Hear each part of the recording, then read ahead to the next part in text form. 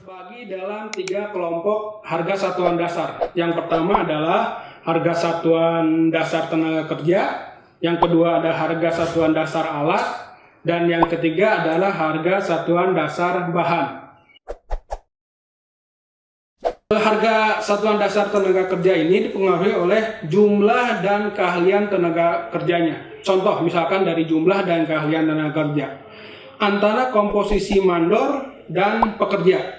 Pasti jumlah mandor ini lebih sedikit daripada jumlah pekerja, dan tingkat keahlian tenaga kerjanya pun yang mandor ini lebih tinggi tingkat keahliannya dibanding pekerja. Sehingga ketika di harga satuan dasar tenaga kerja ini, harga atau upah dari mandor ini lebih tinggi daripada upah dari pekerja. Lalu faktor yang lainnya adalah tingkat kesulitan pekerjaan antara operator dump truck dan operator alat kren. Tingkat kesulitannya pasti lebih tinggi daripada yang alat kren, sehingga upah dari operator alat kren lebih tinggi daripada operator dari dump truck. Lalu faktor yang lainnya adalah ketersediaan alat, lamanya pengalaman kerja. Apabila pengalaman kerjanya lebih tinggi, pasti dari upahnya pun lebih tinggi. Lalu dari tingkat persaingan antar tenaga kerja juga diperhitungkan. Untuk langkah-langkah perhitungan dari harga satuan dasar tenaga kerja adalah: pertama, tentukan dulu jenis keterampilan tenaga kerjanya. Apakah itu misalkan pekerja, mandor, tukang, kepala tukang. Nah, selanjutnya kita di daerah itu kita kumpulkan 3 data upah. Yang pertama adalah data upah minimum regional atau UMR yang setempat. Yang kedua, kita harus survei ke lapangan berapa upah yang terbayarkan real di lapangan. Yang ketiga adalah perhitungkan apabila tenaga di lokasi tersebut tidak ada, kita harus mendatangkan tenaga dari luar, tapi harus memperhitungkan biaya makannya dia, menginapnya, transportasi dari luar daerah menuju daerah tersebut. Selanjutnya, kita setelah punya 3 data tadi upah tersebut, selanjutnya kita tentukan jumlah hari efektif bekerja selama 1 bulan, itu kurang lebih antara 24 sampai 26 hari. Lalu tentukan juga jumlah jam efektif kerjanya, misalkan dalam 1 hari efektif kerja itu 7 jam. Lalu dari yang tadi kita survei 3 data itu, hitung berapa biaya upah masing-masing per jamnya. Setelah dapat, kita rata-ratakan. Tadi jumlahkan 3 upah tersebut, lalu dibagi 3, kita dapat upah untuk pekerjaan, misalkan tadi pekerja, tukang, mandor di lokasi tersebut. Tapi apabila rata-rata tersebutnya di bawah UMR, kita harus menggunakan data yang minimum upahnya UMR. Selanjutnya kita masuk ke perhitungan harga satuan dasar alat. Di kebidamargaan secara umum jenis pekerjaan yang dilakukan adalah metodenya mekanis atau menggunakan alat berat.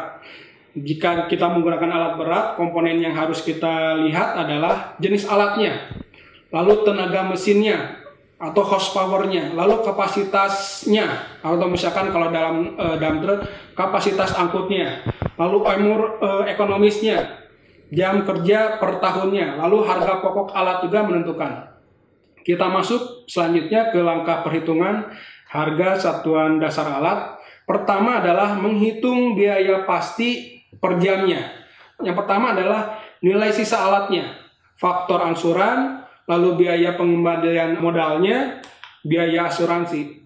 Selanjutnya untuk menghitung biaya operasional per jamnya, komponennya yaitu biaya bahan bakar, biaya pelumas, bengkel, perbaikan alat, lalu biaya operator, dan selanjutnya adalah biaya pembantu operator. Lalu dari tadi komponen biaya pasti dan biaya operasional, kita hitung harga satuan dasar alatnya dengan rumusan. Lalu selanjutnya harga satuan dasar bahan. Ini sebetulnya harga satuan dasar bahan bisa dikelompokkan menjadi 3 bentuk. Yang pertama ada harga satuan dasar bahan baku, harga satuan dasar bahan olahan, dan satu lagi yaitu harga satuan dasar bahan jadi. Kalau kita lihat di harga satuan dasar bahan baku, pertama tentukan dulu tempat dan harga setempat bahan tersebut, misalkan di kuari, di pabrik, atau di pelabuhan. Selanjutnya yaitu tabelkan dari harga-harga tersebut, berikan simbol dari setiap bahan baku yang sudah dicatat, harga dan jarak dari kuarinya.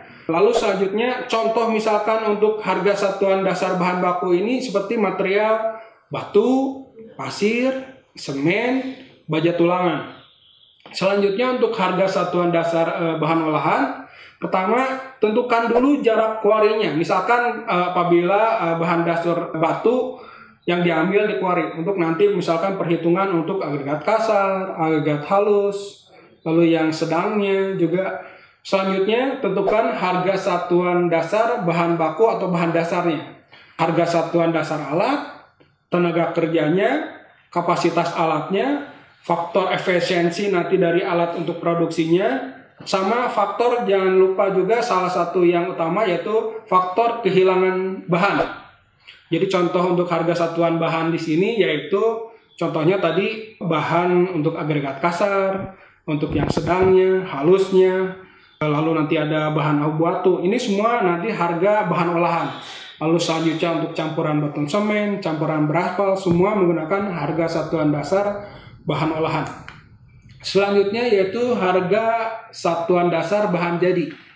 Yang pertama adalah tentukan dulu tempat dan harga setempat bahan tersebut. Mau di pabrik atau di pelabuhan contohnya, misalkan. Lalu hitung biaya memuat bahan jadi tersebut. Transportasi dan bongkar muatnya jadi persatuan bahan jadi. Lalu tabelkan dan beri simbol setiap bahan jadi yang tersebut, dicatat harganya, harga diterima di lokasinya atau di base campnya. Contoh untuk harga satuan bahan jadi ini yaitu adalah bahan tiang pancang beton, peranel cetak, dan lain-lain.